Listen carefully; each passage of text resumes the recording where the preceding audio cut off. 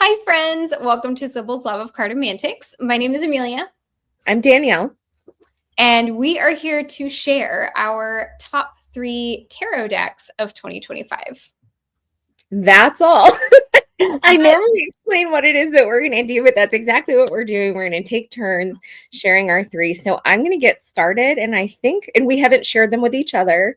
So we will also be surprised. But my first top deck of 2025 is the Stretch Tarot. Here is the side. Here I are the knew back. that one was going to be one of them. Really? I've had this deck for several years. I've mentioned that before, but it really became like a deck this year. Do you know what I mean? I finally figured out what it can do, and I started to realize how absolutely phenomenal. Like this as a Five of Wands, just the power of this form of collage. I think that Joseph Stretch has created something phenomenal and weird here. I used to have more of a resistance to collage decks, felt a little oversaturated by collage in the market, and there's nothing wrong with them. It's just my taste and feeling a little like I hadn't found forms of collage that spoke to me as much as it could. But I found his approach and it spoke to me. I also really felt like this deck could do a lot that I didn't know it could do. I did some ancestor work with this deck. This was my working deck at one of the events that I did. So I read for everybody with this deck and like fun questions and challenging questions and whatever. And I wasn't sure if it was a deck that the average non-tarot reader who's just engaging with imagery would really align with, because it can be a little difficult. Like it's a little shadowy and very unusual. This is not what people think about when they think of tarot, but people really loved it, and I think felt like the images were extremely evocative. This is a Three of Wands. I just find, yeah, it's so affecting. It like wakes up all of the feels for me, and I just like spending time with its art. Of the 3 decks that I chose, I would say that this is the deck that I'm most likely just to sit and gaze at, and that I feel like there's so much hidden in an image. Like, look at this 10 of Pentacles. Do you know those decks that you're like, look at this 3 of Swords? Look at the look, all of the cards are like this. Look at this 9 of Cups. I don't love that 9 of Cups. It's the smug dude on the 9 of Cups. So I will finish with, let me share the that is the Queen of Swords rather, but I'll share one more. This is the 6 of Swords. I'll finish here. The 6 of Swords, titled Travel. What a weird, cool, special 6 of Swords. How did you, sorry. Go ahead. No, how did you work with that deck? Like, what types of stuff did you do with it? So I did a lot of journaling with this deck. Like all 3 of my decks, I would say, in part I chose because they became I've heard, what are these decks called before? All rounders. Like I've heard people use that word for like, oh, a deck that can do everything. I used to think that meant generic and neutrally boring, right? Like if a deck was an all-rounder, it had to be sort of empty of confronting detail or particular beauty or whatever. All of these decks, including this one, I used in every way. Like I tried daily draws with it. I did some poetry with it. I read for others with it and had a really good time doing that. It was a really enjoyable morning and afternoon full of readings for people with all kinds of questions. But I really enjoy doing ancestor work with it. I would say that of the decks that I'll share a few more images. I think that this Judgment card next to the 6 of Swords is really interesting and weird, right? So, yeah, I didn't really do ancestor work with the other decks. I think that this deck is by virtue of its use of photography, like the kind of collage that he does is really anchored in like bits and pieces of memory and black and white and old paintings and also like, I don't know, butterflies and pieces of newspaper. um I really feel that like it activates my affinity for memory, and I feel like my ancestors are here speaking, or they can be here if I want to have that conversation. I have to share a few more cards that are like the cards, you know. This is Did the you Five of see Swords. that Joseph Stretch is coming out with another deck? I saw he just posted that he's been secretly working on it, and that it's coming out in 2026 on Kickstarter. This is the Eight of Swords. So weird and cool.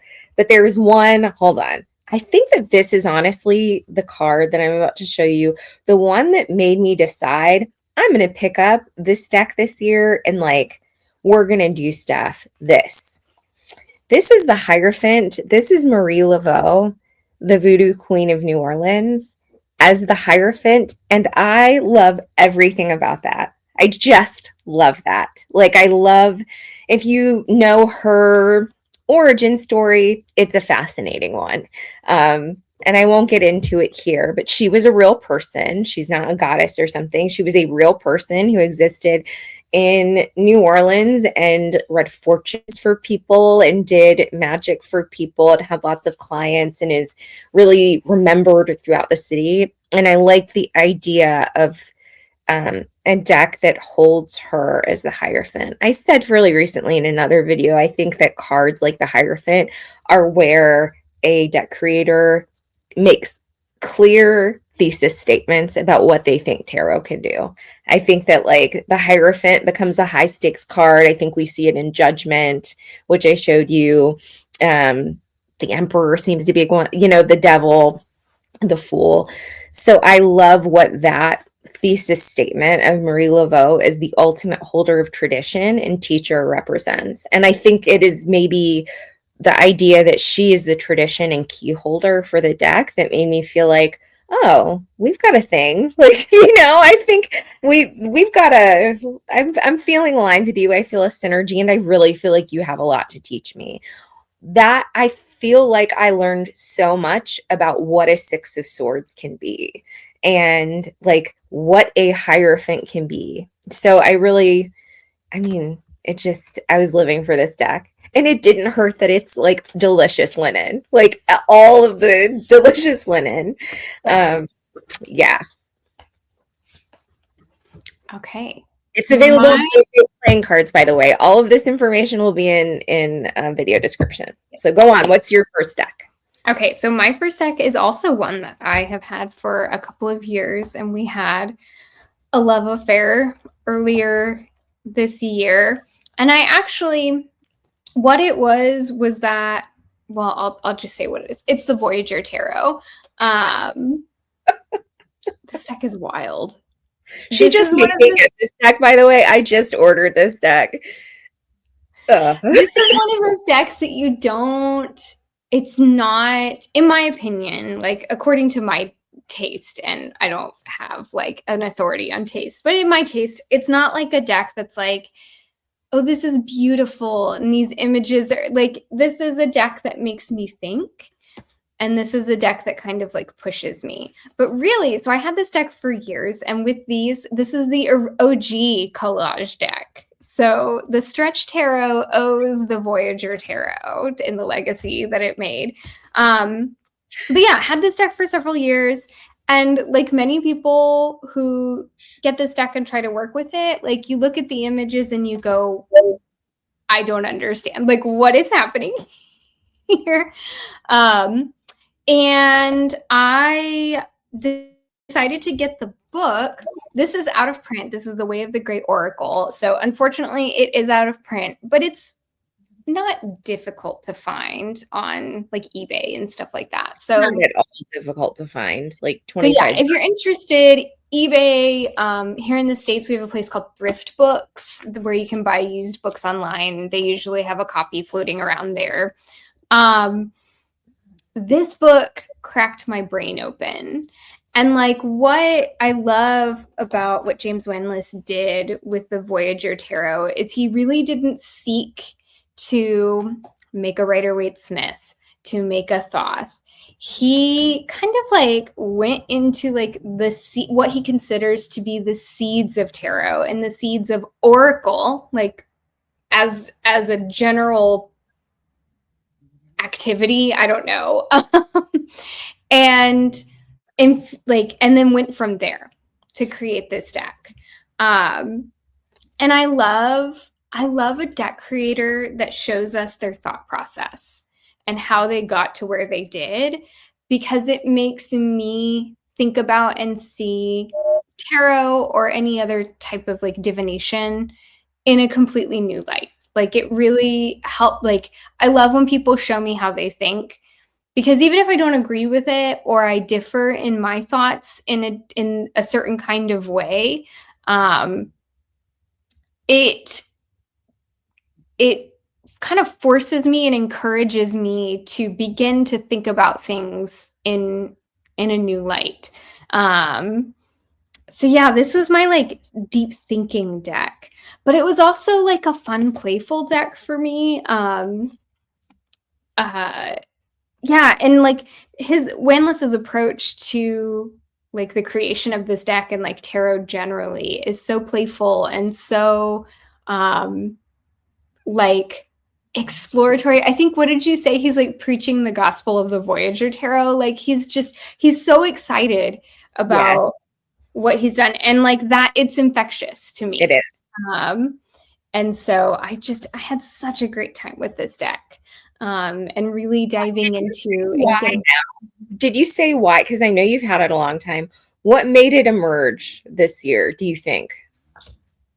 I don't know. Or was it just happenstance? I think it was just happenstance. Like I think my brain happened to be in the right place at the right time. And it just happened. Like, and we clicked. I really could not tell you. I think there was something about, I mean, my practice as a whole, like my personal practice as a whole this year, like I started to kind of revisit like a depth with tarot that I hadn't been able to go to in some time. And so I think that just made room for certain kinds of work, one of which was getting to know this deck a little bit better. I don't know. I love it so much. And yeah, I mean, it's not like I don't look at these images and go, wow, this is beautiful, but there's just so much. And it like all of my synapses start firing when I look at this deck. Is that a deck that you have or would use to read for others? I have not read for others with this deck. I would. Mm-hmm. Given the right circumstance, I would, for sure. When you had me buy that and I was sort of Googling online to see all of the different people who had like read the Gospel of James Wanless, that deck has a number of people, and there's something I love about this, that are like, this is my only deck. This is the deck I've had for 30 years. This is what tarot is. Like, first, that's bonkers to me. That's just because of my taste. It's not. If I had just one deck, it wouldn't be that deck. But like, that says nothing about the degree to which that deck is magical. I mean, clearly it is working magic with people who are like, for 30 years, I've been doing deep spiritual work with these images. And it makes sense, as you point out, like there is a lot of symbolism woven into each of those cards. There's a month to spend just discovering what's in a single image. So that's and you know, I love thinking about, and I think this like really started my kind of like deep commitment to this year, thinking about tarot as like symbolic language. And really it's about just like building and amassing different types of symbolic language, symbolic visual language. And that is his thesis with this deck, is tarot as a symbolic language and what symbols can represent different archetypes, and they're not symbols that are like, yes, we use the Golden Dawn symbols because this is what we've always used. It's like, what is a, let me see if I can find a good example.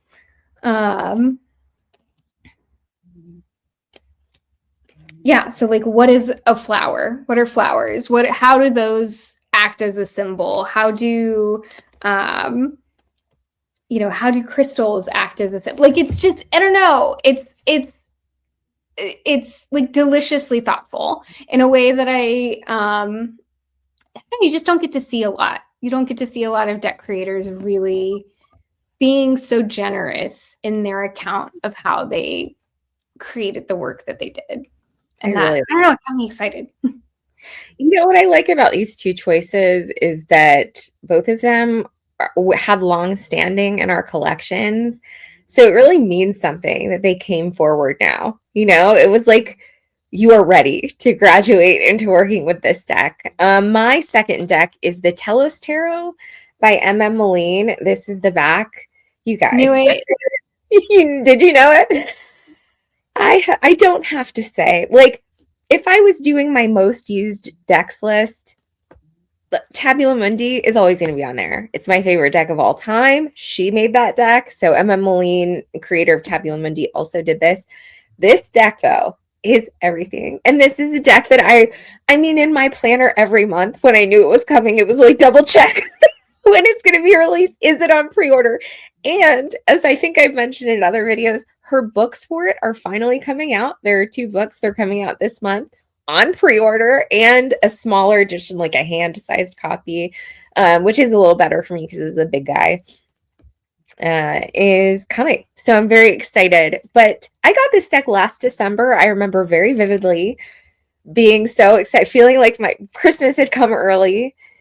Here is the 9 of Wands, Lord of Strength, and she has the title on the card. What is happening? I live for this. I love that it's scenic. I love that it's weird. If you have the deck, she explains very clearly that what is the word that I'm looking for? That the descriptions of the decans, I forget, like, there's a magical book that describes what the image is that represents all of the decans. I can't think of it offhand, but they are very idiosyncratic descriptions, and they were her instructions for how to draw these cards. Like, weird and wild and so cool. So it's been a treat to see what Mel can do in scenic images. And it's been a treat to work with a completely unexpected set of images. These are not, even though she includes the Thoth titles, not just Golden Dawn, but the Thoth titles,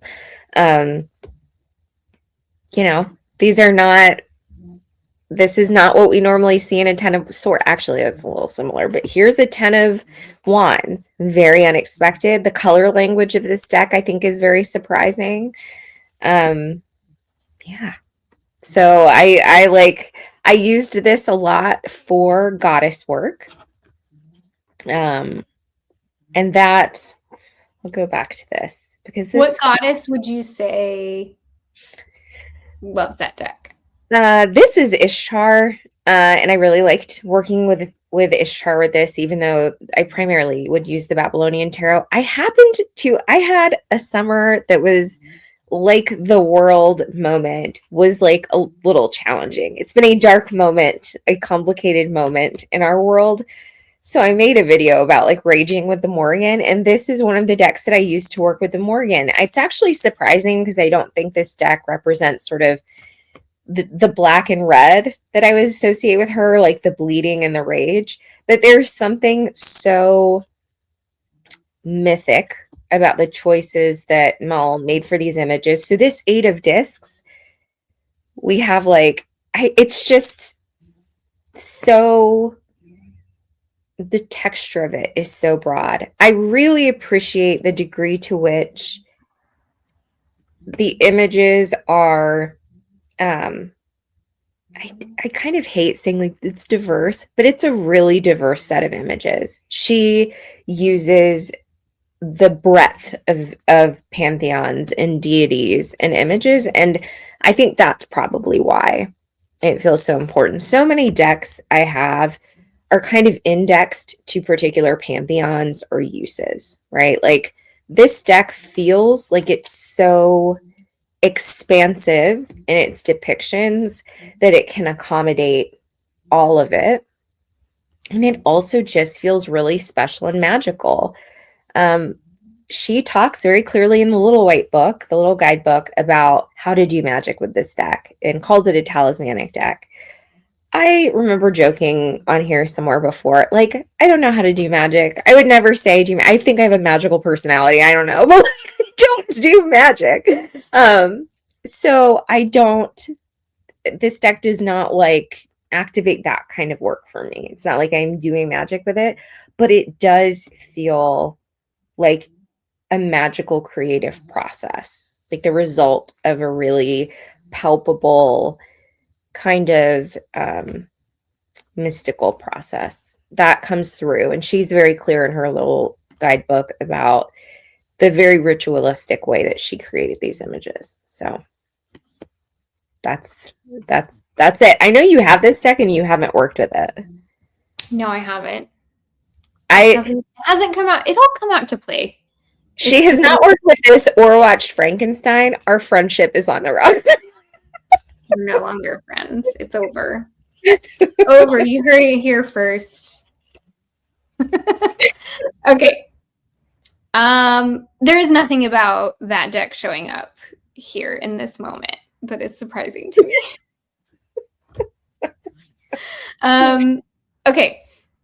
My number 2 is the Rosa Tarot by Rose Bay Tarot. God, this deck is so pretty. I mean, this deck is just, it is a visual delight.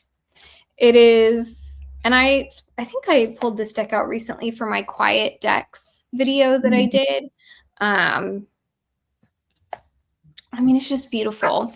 I'll say this, though. The reason this is here on this list, aside from its beauty and my, like, infatuation with how beautiful it is, this deck happened to come in at a moment when I had, like, experienced some loss in my personal life. And this deck really sat with me through those, like, first kind of initial waves of grief.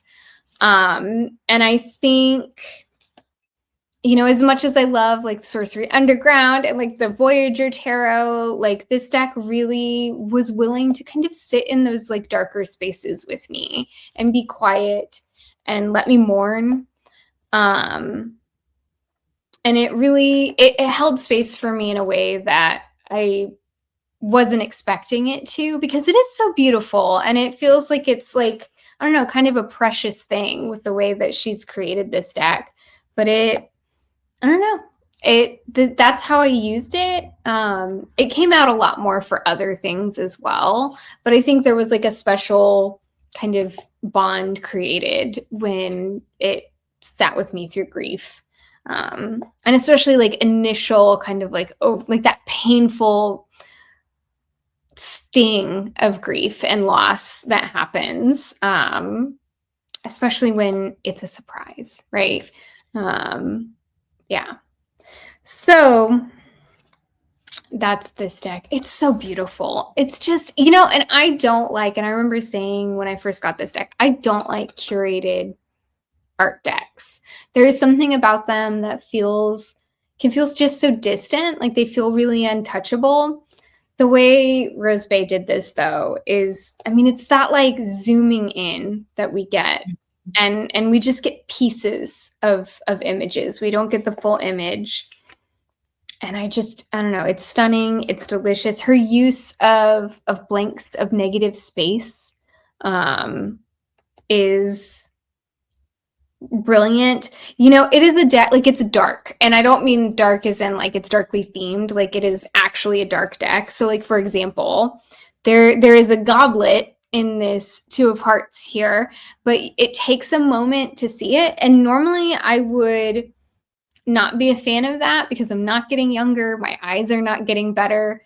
But I think with this deck, it invites you to take a second look and to be really slow and soft with how you approach the cards.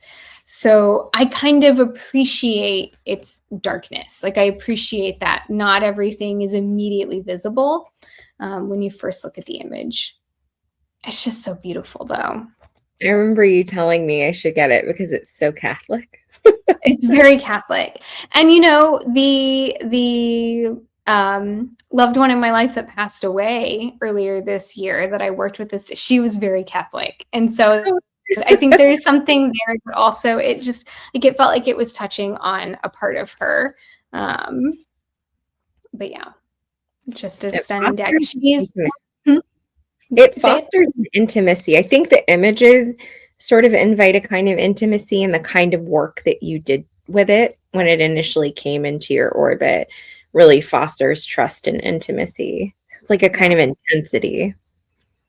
And I'll leave on this image the star. Just stunning. She has a snake deck coming out. I've seen on Instagram the cards as she develops them. That's very exciting. Yeah, she's a really cool store on Make Playing Cards. She is like at the top of her game. My third and final deck is the Gareth Knight Tarot. This is unfortunately an out-of-print deck, a long out-of-print deck, and I'll share the images. It is a pip deck, as you'll ultimately see. It's a littler one, very handy. But how did I choose this? Because it was a surprise to me, even though I just knew, like, okay, what are the 3 decks that have emerged on top that, especially this year, that were not like sort of top decks in previous years?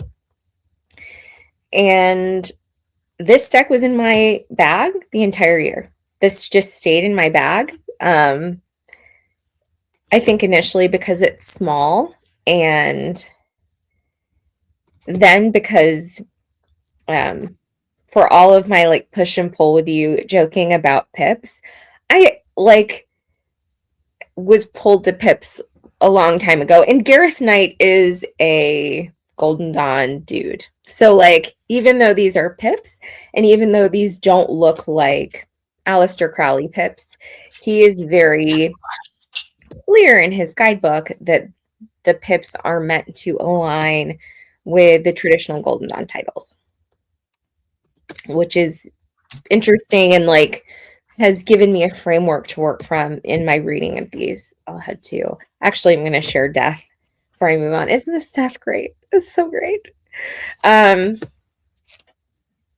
It's so like 80s fabulous. It is not, I don't think this is an ugly deck, but I don't think it's a pretty deck.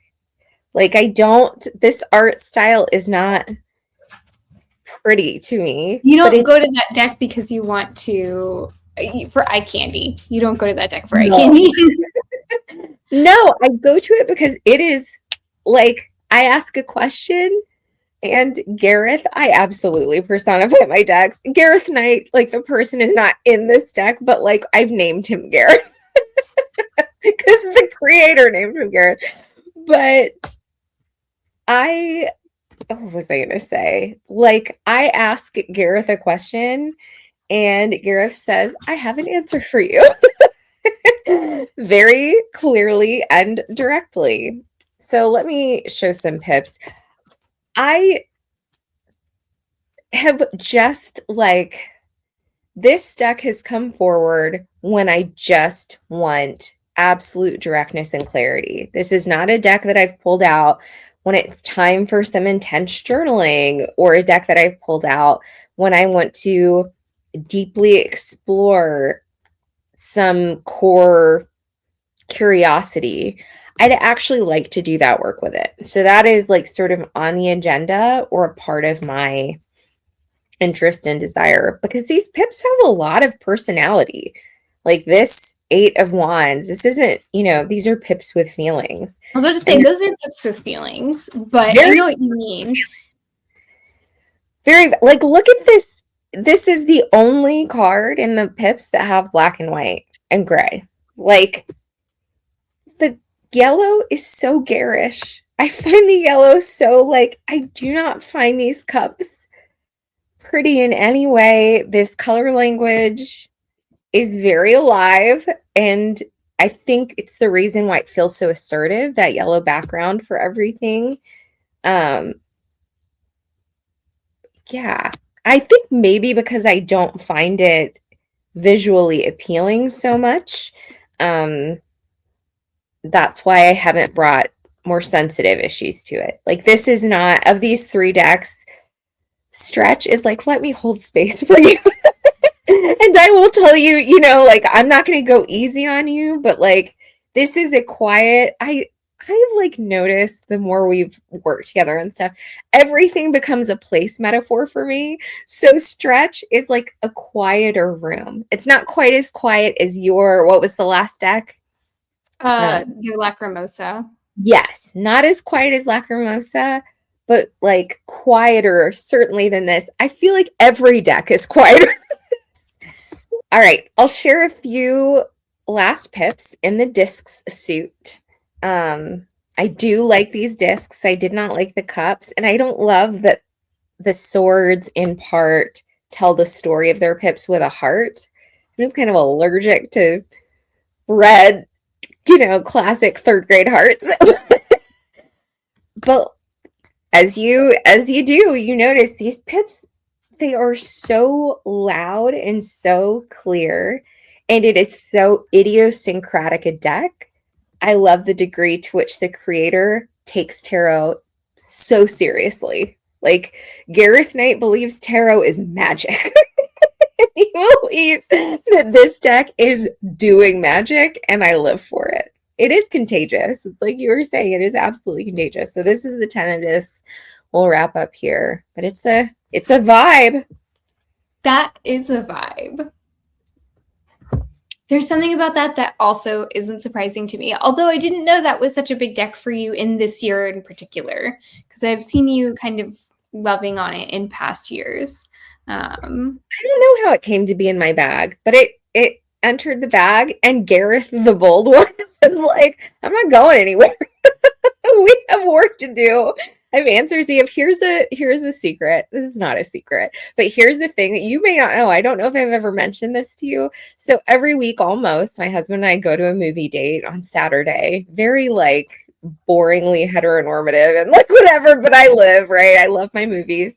And before the movie starts, when the place is quiet but the lights are still on, I do a reading for each of us to see what we're going to think of the movie. So Gareth has gone to a lot of movies this year. What a fascinating deck. I end up to read for movies. Well, right. And I read for a lot of strangers with that deck who are in the movie theater looking at like the loony lady over there who's laying out tarot decks on the on the tray. So that's a fact. That's a thing. All right. What's your 3rd deck? My 3rd deck is the Ashira Tarot. Really? Also a deck that I've had for some time prior to this year. It's, you know, so here's the thing. I had a couple of choices for this last spot.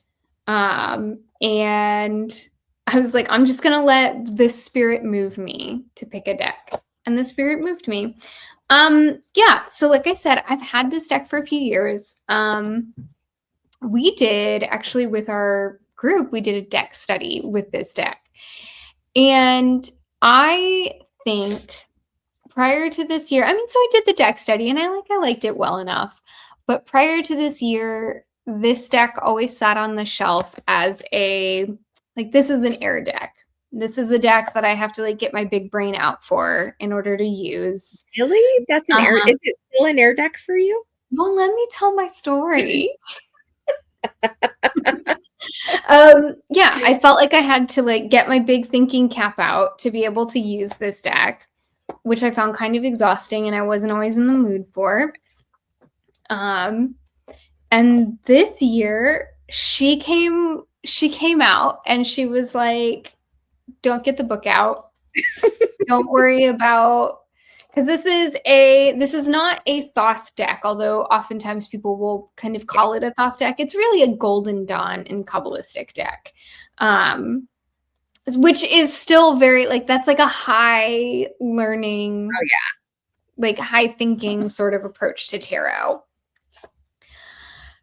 And this year, I kind of said screw it, and I pulled it out, and I just started having fun with it. And like the fiery nature of this deck like came to play, and we had a lot of fun together, and I like learned how to sit between the space of sort of like high-minded thinking tarot and like playful, irreverent, just like getting down and dirty with the cards tarot. Because prior to me pulling this deck out this year, it kind of felt like those two approaches to tarot lived in like separate worlds. And it's like, you know, you've got your like Tabula Mundis and your SKTs and your like all of those types of decks that live in that like in a library of sorts. And then you've got your like decks that are on like your reading table at the bar type of decks, you know, like the ones that come out to the kitchen table for the like the real work, you know, not the real work, but you know what I mean, like the rough stuff. and ready. Yeah. And I pulled this deck out for the stuff, and oh my god, we had a great time.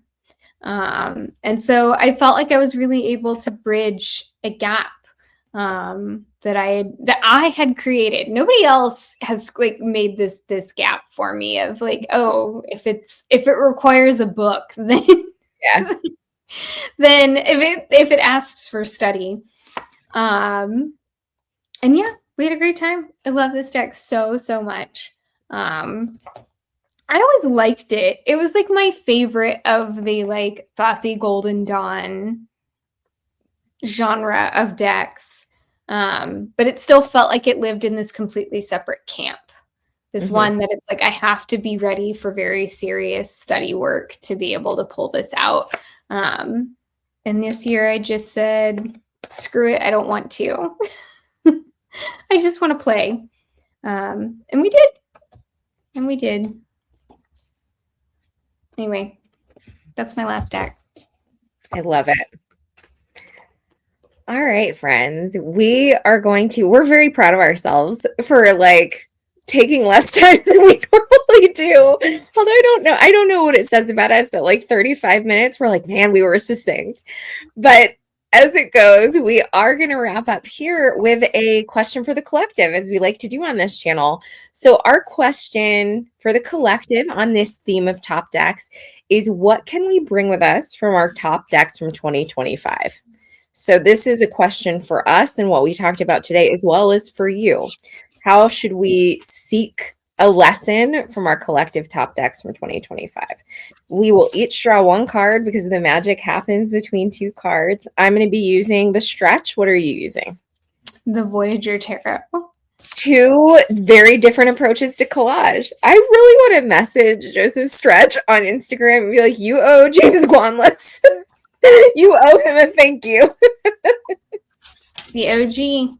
All right. Ooh, and I said what I said about hearts. All right, I got the Priestess, which is the High Priestess in this deck. We have the Three of Swords titled Sorrow. And I don't know if I mentioned some of the cards, probably most of the cards have the Thoth titles, but not all of them. But this is the Thoth title, the traditional Golden Dawn title, Lord of Sorrow. So let's see.